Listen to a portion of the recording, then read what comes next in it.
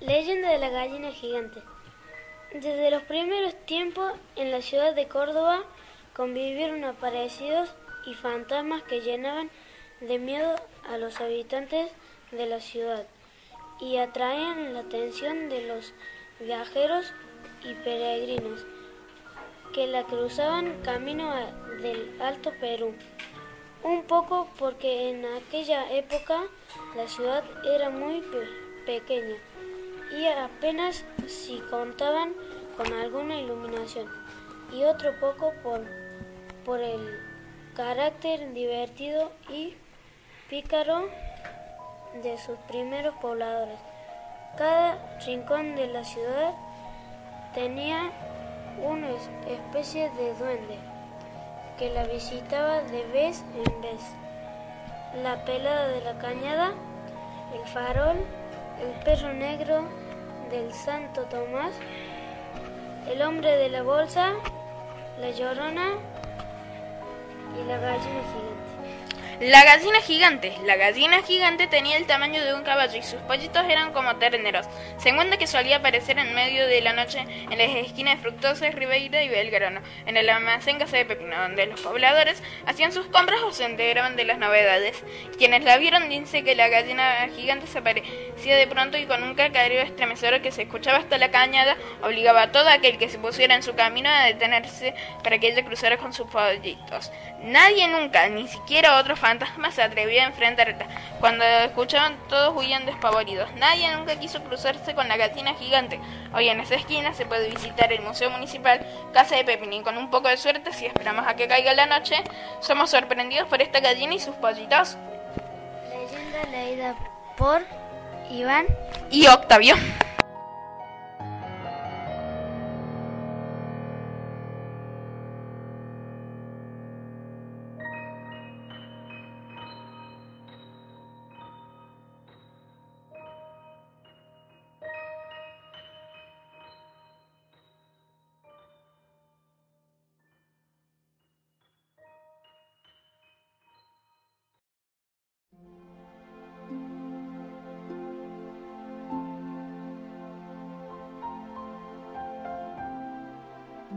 La leyenda del águila. Se dice que existía una niña de nombre Arabella que poseía cualidades extraordinarias como saltar por los árboles, pelea y enseñanzas de curación, y que convertía en mujer la desarrollo de defensa de su tribu.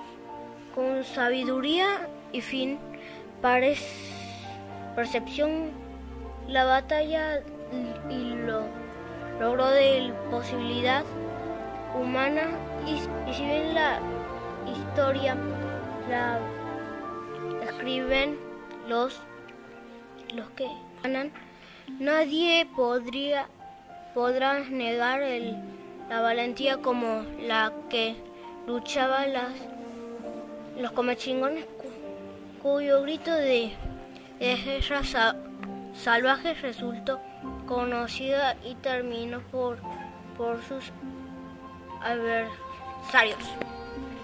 Arabella, la envidia, murió luchando valientemente por su pueblo, pero su alma se encuentra protegida por el vuelo triunfal del águila libre. Por eso, desde entonces, este pájaro representa no solo la libertad, sino el deseo divino de la hermandad entre los hombres, anhelo que vivirá hasta que todos entiendan que es el único camino hacia la felicidad. Leyenda leída por Ramiro y Danilo.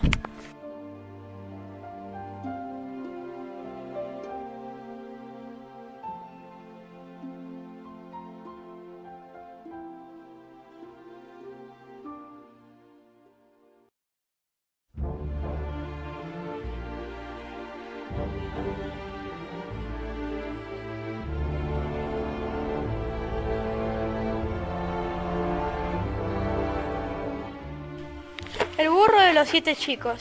Era una de las visiones más enigmáticas y extrañas que la noche cordobesa podía deparar. Un burro con 7 niños montados en su lomo, que aparecía en silencio y en silencio desaparecía. Cuando la imagen explotaba, se asomaba por la espalda del Colegio Santo Tomás, es decir, sobre Durante Quiros y Arroz Guimaut. Refiere que por esa calle corría una sequía que venía de la Toma hasta la esquina de Bolívar, donde se desviaba para alimentar el lago del Paseo Sobremonte. En las márgenes de esta sequía crecía una vegetación muy robusta, formando pequeños bosquecitos de talillas, cinas, molles, cañaverales, etc. Describe el fecundo custodio de la memoria popular de los cordobeses. Era uno de esos cañaverales estúpidos de donde se afirmaba que salía un burro enorme de color medio zaino, en el que montaban 7 chicos. El animal, que se aparecía algunas noches a eso de las 12, lentamente seguía caminando por una especie de senda que se desarrollaba paralela a la acequia rumbo al poniente. No producía ruido alguno al caminar, y los chicos parecían empalizados, ya que no se movían viajando tiesos. Antes de llegar a la esquina de la calle Bolívar, o sea, donde la esquina era desviada hacia el paseo, explotaba el burro, pero sin ruido, y desaparecía misteriosamente con sus 7 chicos. Leyenda leída por Santino Valentina.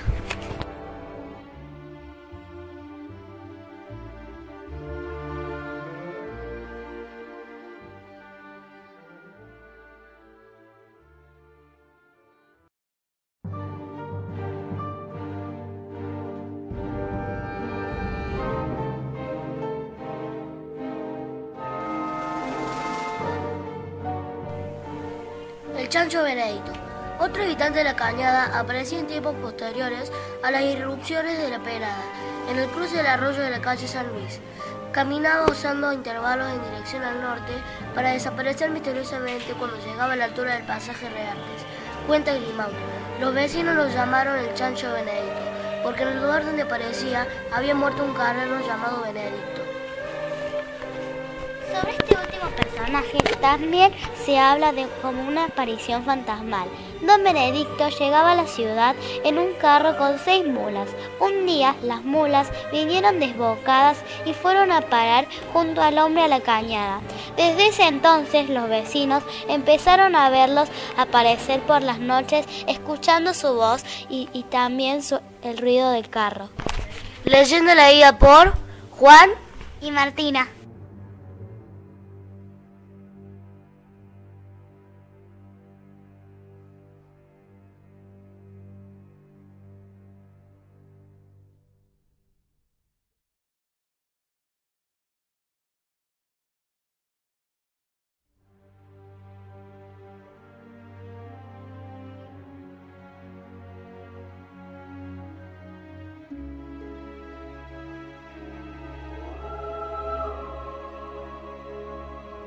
El Farol fue otro de los fantasmas cordobeses que tuvo su radio de acción sobre la vieja cañada. A mediados del siglo XIX su recuerdo está muy amortiguado, ya casi perdió, pese a que fue tan popular como la pelada y preocupó por mucho tiempo al espíritu supersticioso de la gente. De entonces, decía la voz del interior. El 21 de noviembre de 1951, el diario señalaba que iba por el aire, a la altura de una persona, a veces por la orilla o por encima del agua, de la cañada hasta el puente de la calle de Anfunes, o hacia el Arbojal. No hacía nada mientras no se le provocara, mejor dicho, si no se le llamaba, y un silbido era llamado y provocación. Por palabras parecía no entender. A veces cuando el farol no andaba y por broma se le ocurría a alguien silbarlo, entonces se aparecía de repente como si brotara de la tierra. Sabía él quién era el que le silbó y la emprendía a golpes contra este.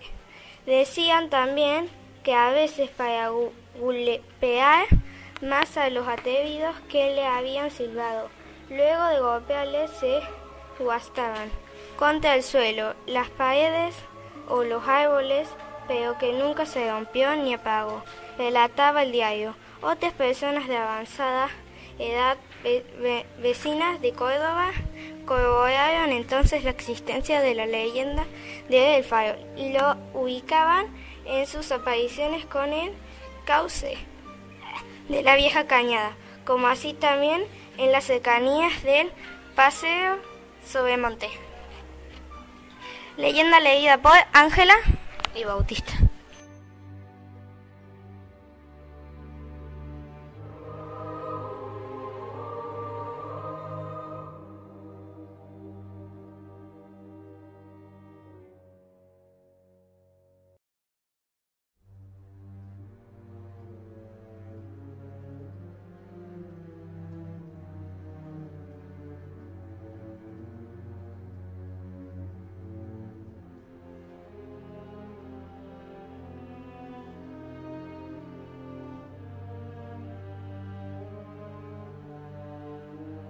El hombre del sombrero negro. Muchas personas, según haber sido testigos del hombre del sombrero, descrito como una especie de silueta humana con una capa larga, negra y un sombrero que llevaba un reloj de oro que colgaba de su costado y unos rasgos faciales que se asemejaban de un nivel oscura, ojos rojos o de color negro sólido. El hombre del sombrero se alimentaba de la energía de nuestros miedos, que incluso han llevado a la muerte de algunas de sus víctimas. Cuando yo era niña vi lo que ahora se llama el hombre del sombrero. Explica Rebeca: en este momento de mi vida, mi madre, mi hermano y yo vivíamos con mis abuelos de vez en cuando debido a nuestras propias circunstancias.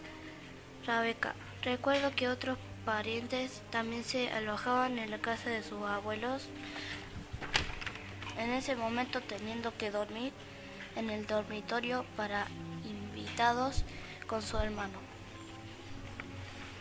Esa noche Rebeca y su hermana durmiendo en la habitación de su abuela.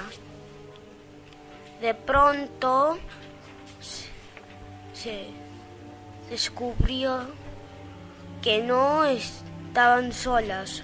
Mi hermana y mi abuela estaban durmiendo en la cama y yo estaba durmiendo entre las dos con la cabeza a los pies de la cama. Dijo Rebeca: tuve una terrible pesadilla,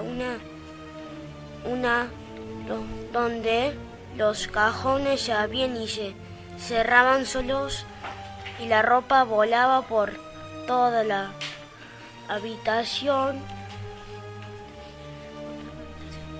Rebeca se despertó del sueño aterrada y ella pateó suavemente tratando de despertarla a su abuela, pero no pudo despertarla. Ella volvió la mirada hacia la cómoda, donde pudo despertarla.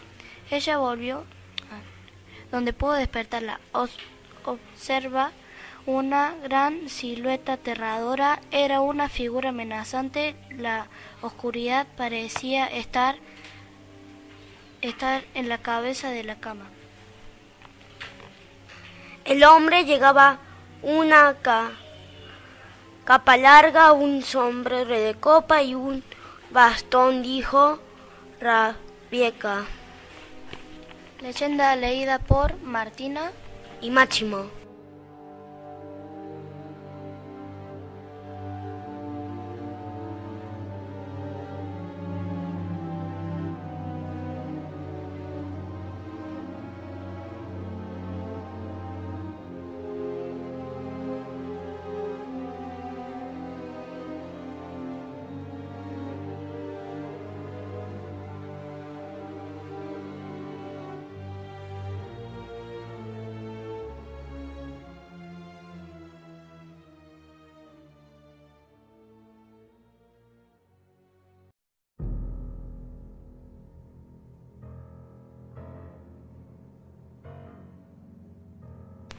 El jinete en llamas.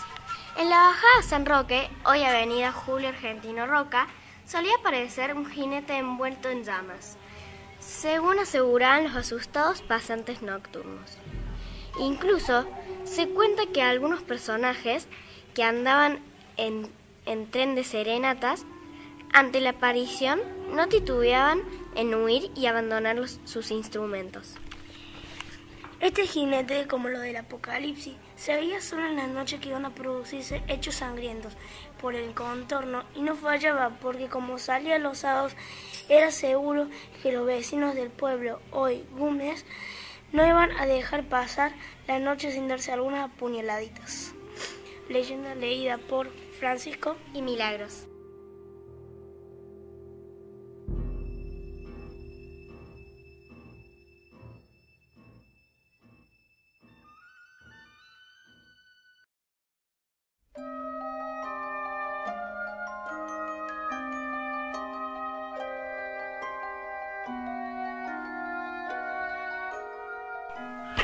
El perro del molino. En el cruce de la calle Aveñada y en el Huerta Las Heras se alcanzaban de Molinos Ducase, un viejo edificio. Cuenta Aso Group, el Duendes de Córdoba, que desde allí emergía una presencia que la gente recibía como un fantasma. Se trataba de un enorme perro negro que fue visto merodeando por el lugar generalmente a medianoche. Se anunciaba la llegada del animal mediante un tinteo de campanilla, que en el clima de emoción que vivían los espectaníes sonaba a cosa de otra vida. Sin embargo, el mismo Imu aclaraba que no era un fantasma, sino un enorme perro que los dueños mantenían atados de día y liberaban por la noche. La campanilla era para saber por dónde andaban cuando se alejaban demasiado por la costa del río. Leyenda leída por Mili y Matías.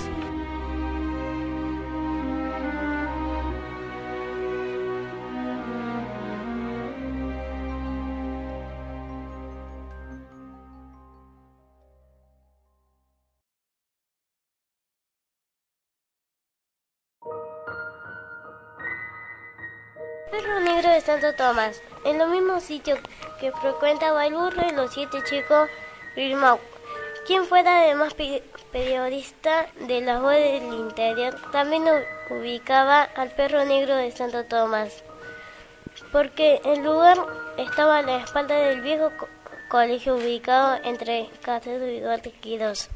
Dicen que por la noche del cañaveral, procedido por extraños ruidos, salió un perrazo de color negro, con los ojos fosforescentes, que caminaba produciendo algo así como un fragor con las uñas. El animal se paseaba por los límites del patio y la huerta del colegio como si buscara a alguien, y luego regresaba al cañaveral, donde desaparecía. Leyenda leída por Kiara Gonzalo.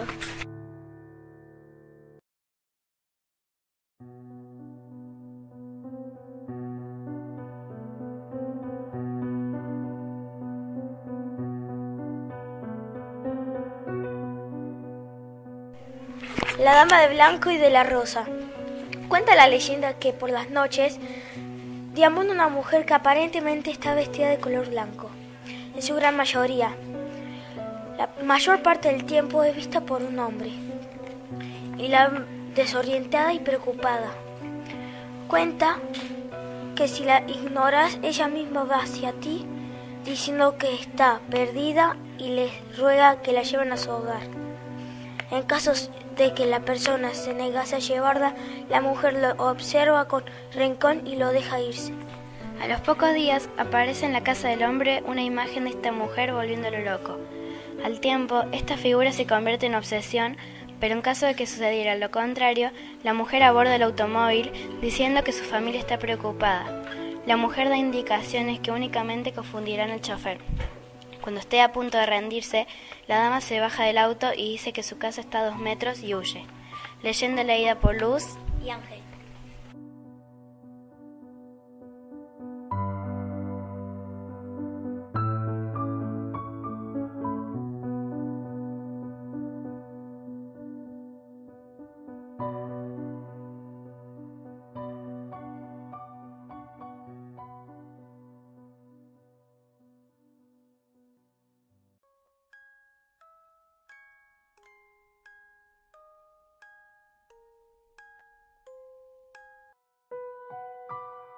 La Llorona. Hace mucho vivía una mujer junto a sus 3 hijos. Ellos vivían bien y eran felices, hasta que una noche de invierno ocurrió algo terrible. El padre de los niños regresó después de muchos años de haberlos abandonado. Ellos habían vivido muy felices sin él, sin este mal hombre. Siempre estaba gritando y en borracheras, sin olvidar que siempre los castigaba sin sentido, así como también se metía con la madre. La mujer siempre rezaba para que este hombre no regrese, pero lástimamente regresó. Pero cuando llegó, este hombre de una patada tiró la puerta y gritó: ¿por qué no lo habían recibido? Los niños, muy espantados, se escondieron. La madre se enfrentó a su esposo con tal de defender a sus hijos, pero lamentablemente ella fue golpeada y se desmayó por varias horas. Cuando ella despertó, lo primero que hizo fue buscar a sus hijos, pero al buscarlo por toda la casa no los encontró, ni a su esposo. Muy desesperada salió fuera de la casa y corrió bajo la tormenta llorando y gritando el nombre de sus hijos por varios días, meses, años, pero nunca los encontró.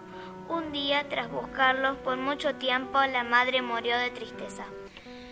Tampoco se supo nada de los niños, ni mucho menos de aquel hombre que se los llevó.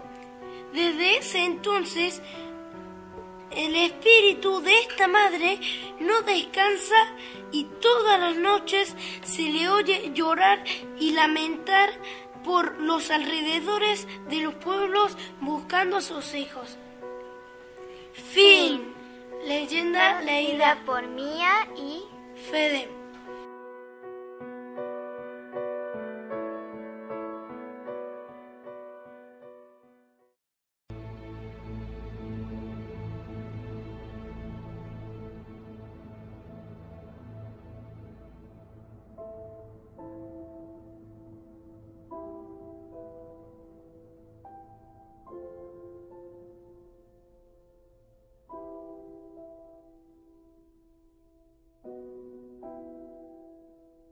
La mujer del angelito. Los cocheros que hacían el recorrido entre Alta Córdoba y el centro contaban con singular espanto terribles versiones que le sucedía a la vuelta al bajar por la avenida Roque Sáenz Peña.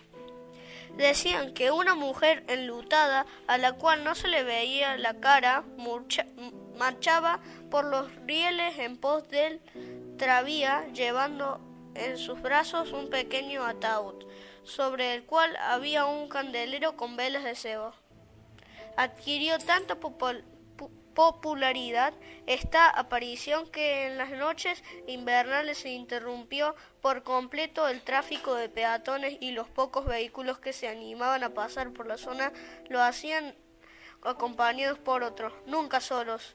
Así, el 1 de enero de 1926, en una larga evocación sobre la Córdoba de finales del siglo XIX, la voz del interior recordaba a la todavía fresca mujer del Angelito. La bajada de Alta Córdoba, como se la conocía en tiempos de la aparición, pasó a ser señalada como la bajada del Angelito Muerto. El barrio hacía poco que se había incorporado a una ciudad que ya saturada en los alrededores de la Plaza San Martín. Se atrevía a subir a los Altos. La estación de trenes del ferrocarril Belgrano fue un punto de atracción. La evocación del diario sostiene que el fantasma desapareció al instante en el barrio el R13 de infantería. Aquel cuerpo de artilleros que peleó en la intentona revolucionaria radical del 4 de febrero de 1905. Pero para Azor Grimaud, en su libro Duendes en Córdoba, aún está 1915, se hablaba de la mujer del Angelito. Entonces los niños pequeños fallecidos eran tenidos como angelitos y sus velorios eran toda una tradición festiva celebratoria. Para ellos los féretros se pintaban de blanco y ese color del cajoncito que transportaba la mujer. Cuenta Azor Grimaud. El viaducto ferroviario de noche parecía un enorme bostezo interminable. A los dos lados de la bajada se levantaban como murallones los cortes de las dos grandes barrancas de greda y arena colorada. El tránsito de los vehículos especialmente pasaba a las 11 de la noche y no era nutrido, aunque de tarde en tarde la sensación de que intentaba iniciarse cuando el tranvía a caballo, más popularmente conocido como la carreta, trabajosamente por el agotamiento de las bestias, iniciaba su ascenso en dirección al norte. Mayorales y cocheros difundieron la versión de la mujer del Angelito, que no dejó de preocupar hondamente a los supersticiosos, de que regresar siempre en el último viaje, cuando nadie aparte de ellos ocupaba el vehículo, se aparecía corriendo por el terreno existente entre los rieles. Delante de los caballos una mujer de traje oscuro, quizás negro, llevando en brazos un cajón fúnebre de Angelito. El fantasma, según la versión, se deslizaba de acuerdo a la velocidad del tranvía y finalmente, a corta distancia del viaducto antes citado, desaparecía como desvaneciéndose. Leyendo leído por Matías y Gonzalo.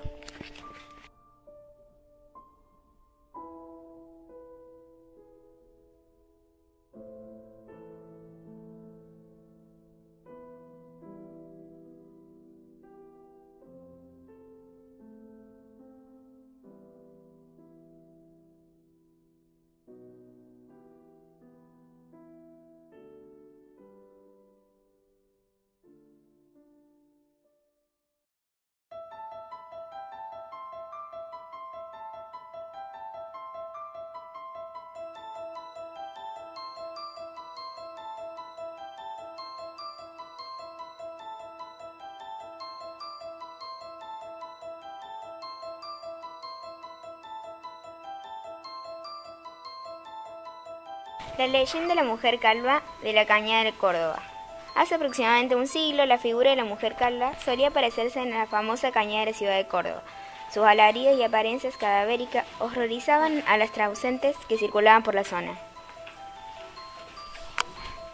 De acuerdo a los diversos testimonios recopilados en el espíritu de la mujer con cabeza rasurada, solía deambular por las inmediaciones de la Cañada. A comienzos del siglo pasado, sus manifestaciones eran durante la madrugada, causando estupor entre los trasnochados y madrugadores que vivían por allí.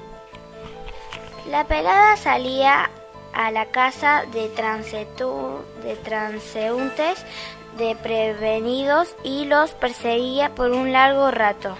bien su figura se ocultaba detrás de un manto negro, exhibía sin tapujos su cabeza rapada y carcomida. Cada vez que pasaba cerca de algún farol encendido, quienes aseguran conocer la historia relatan que su lugar de aparición era la zona que hoy se conoce como las 5 esquinas, Belgrano esquina Montevideo, a una cuadra del Patio Olmos.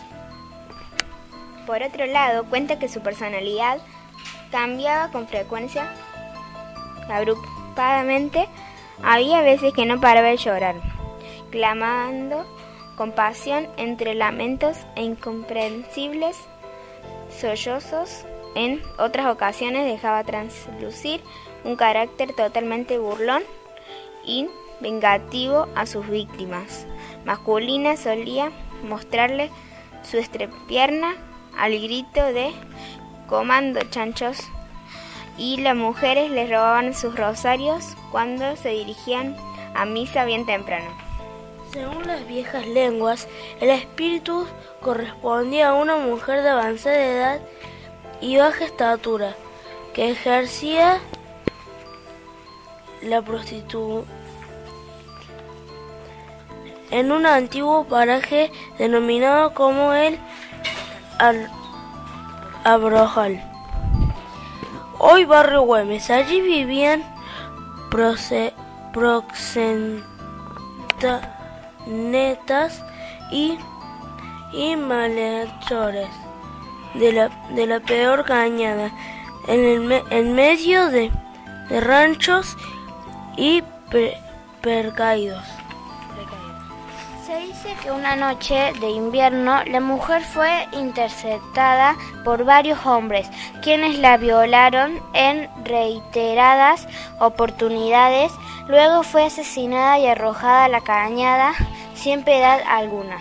Desde aquel trágico episodio, su alma en pena empezó a manifestarse hasta el último encauzamiento de la cañada, realizada en el año 1944.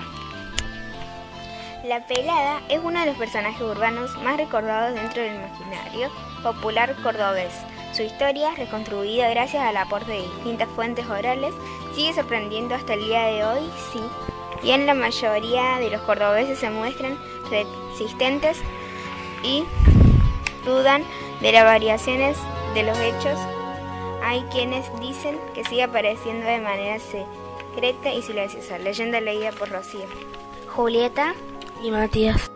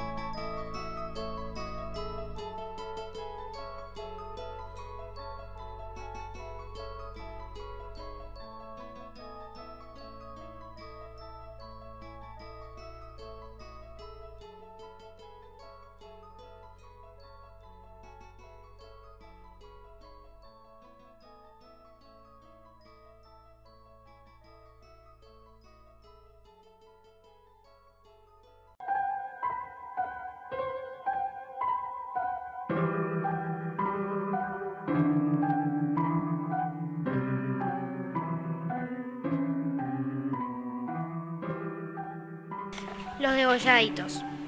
En una esquina se aparecieron una mañana 2 niños con la cabeza cortada. Se mandó a hacer una misa por ellos, pero sus fantasmas igual salían de noche. Pudieron verlo como fantasma y forma parte de la familia del imaginario popular de la ciudad de Córdoba de hace un siglo, aunque los degollados también tuvieron que ver con el culto a las ánimas milagrosas de las personas que desaparecen en forma trágica. Los sitios en los que caían algunos muertos con violencia se convertían en centro de concurrencia y ruego de la gente, que los lunes, el día dedicado a los muertos, encendían cientos de velas, pero el destino sangriento de 2 niños marcaría una huella intensa en el imaginario de la ciudad. Nos pusimos a preguntar a los más viejos cuáles habían sido los fantasmas más peliagudos que crearon mentes en la vieja Córdoba. El de los degolladitos, decía uno, en las calles Catamarca y Boulevard Guzmán, antes de que hicieran la tapia del Campori. Aparecieron 2 niños degollados con la cabeza separada del tronco. Recogidos que fueron, se les veló echándoles en una tina con agua para que no se pudra tan pronto y como era costumbre en aquella época. Se hizo un baile que duró 3 noches y después se les dio cristiana sepultura. Y como no se logró adivinar quiénes eran las víctimas ni los victimarios, todas las noches cuando no había luna se aparecían 2 niños descapitados alumbrando con una vela como si buscaran sus cabezas. Cuenta La Voz del Interior el 5 de febrero de 1930. El diario revela, además del caso que fue sometido al comisario de lo que entonces era la seccional primera de policía, quien opinó que lo mejor era pasar el caso de los degolladitos al cura del Pilar. Se ordenó una misa, pero después los degolladitos siguieron saliendo cada noche. Entonces doña Braulio Galán de Martínez, quien vivía en un potrero de Frenadillo, aconsejó que se ofrendaran velas de cebo, que los hacía don Pedro Regalado Infante, un bolichero que tenía su salón de ventas en el mismo potrero, y en la esquina nordeste que forma las calles Catamarca y Maipú. Enseguida dice el diario: cesaron las apariciones de los fantasmas degollados y el bulevar tuvo su siniestra iluminación en todo tiempo, porque no había persona que hubiera extraviado un objeto que con encender una vela a los niños asesinados, estos no se le hicieran recuperar. La creencia popular de que los degolladitos hacían milagros subsiste todavía, aunque las velas hayan dejado de encenderse a causa de un incendio que afectó al aserradero Campori. Años después, Azor Grimaud, en su obra Ancua, hablaría particularmente de un degolladito.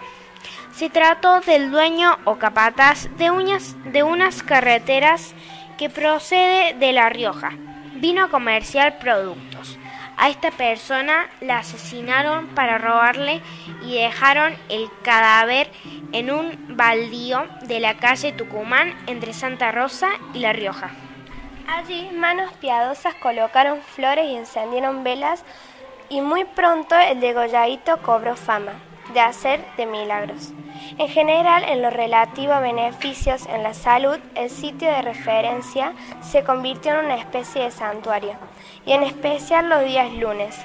Desfilaban por el lugar muchas personas, que luego de encender sus velas, de musitar oraciones acompañadas de las gracias que les pedía el degolladito, se alejaban rápidamente antes de que avanzara la noche, dice Grimaud. La leyenda leída por Belén y Brisa.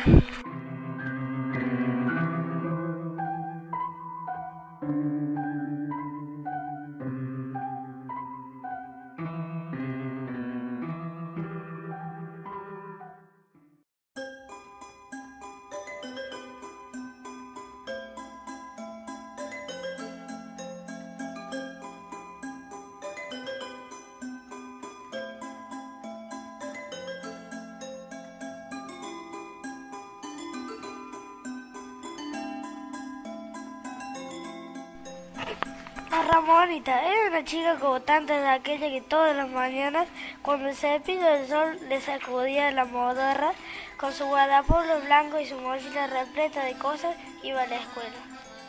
No es su pasión el estudio, pero que iba a ir a la escuela no es algo que un chico pueda decidir por voluntad propia.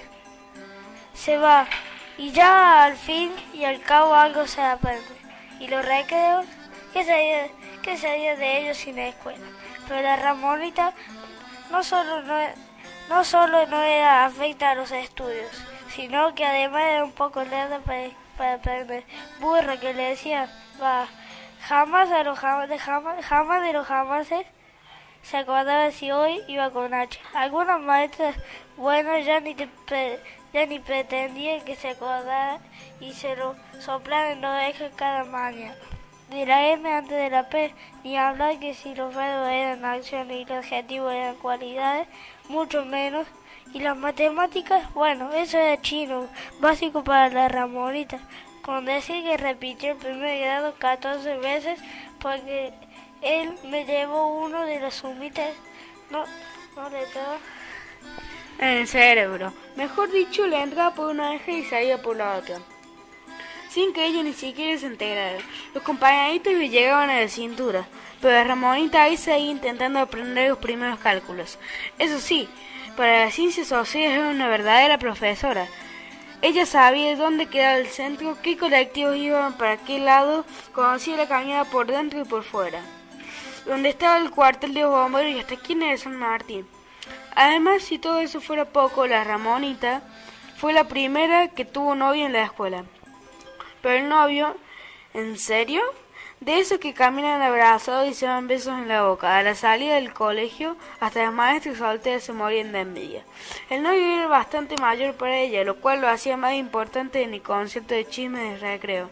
Pero un día la Ramonita se cansó de jugar a novia y dejó plantado el grandulero en la esquina. El enamorado insistió una y otra vez, pero la Ramonita nada. Ella estaba empeñada en pasar el primer grado y no quería saber nada más de romance. A la tarde siguiente una señora pasó por la bajada de Barrio Güemes y encontró el cadáver de Ramonita tirado al fondo de la barranca. Estaba muerta. Dicen que fue el muchachote despeñado por los celos que le arrojó al vacío. Lo cierto es que a los pocos días en el lugar comenzaron a aparecer flores y velas que la gente piadosa le llevaba. Cuando a los chicos de la escuela se les pasó el susto y la impresión de pensar en lo sucedido a su amiga, se animaron a arrimarse al lugar. Ellos ya no estaban, pero le dejaron florecitas y avioncitos fabricados con hojas que arrancaban de los cuadernos y carpetas sobre la tumba de la Ramonita. ¿Y qué creen? Al otro día encontraron los papeles estirados con la tarea hecha. Y bien, al tiempo notaron que cuando algún chico de cualquier grado se olvidaba en medio de una prueba cuánto era 5 por 5, una vocecita finita y de ultratumba le soplaba Vidi Vidi 25. Y si otro no sabía cuál era el pasado del verbo tener, se le colocaba un murmullo en la oreja Vidi Vidi Vidi, dictándole tenían. Los alumnos de la primaria supieron enseguida que esa vocecita ayudadora era la Ramonita que los venía a salvar de un bochazo. Porque en la escuela del cielo seguro que la Ramonita había pasado a todos los grados y era la mejor. Por eso es que cada vez que los chicos de Córdoba tenían una prueba, un examen, no se le veía si va con B, con la corta, con la larga, visitan el cementerio de San Vicente, que es donde ahora descansa, y le llaman de regalo a la Ramonita una flor hecha con hojas de cuaderno, y ella en más allá de recreo le regalan una sonrisa sabionda y soplona. Leyenda leída por Facundo y Santino.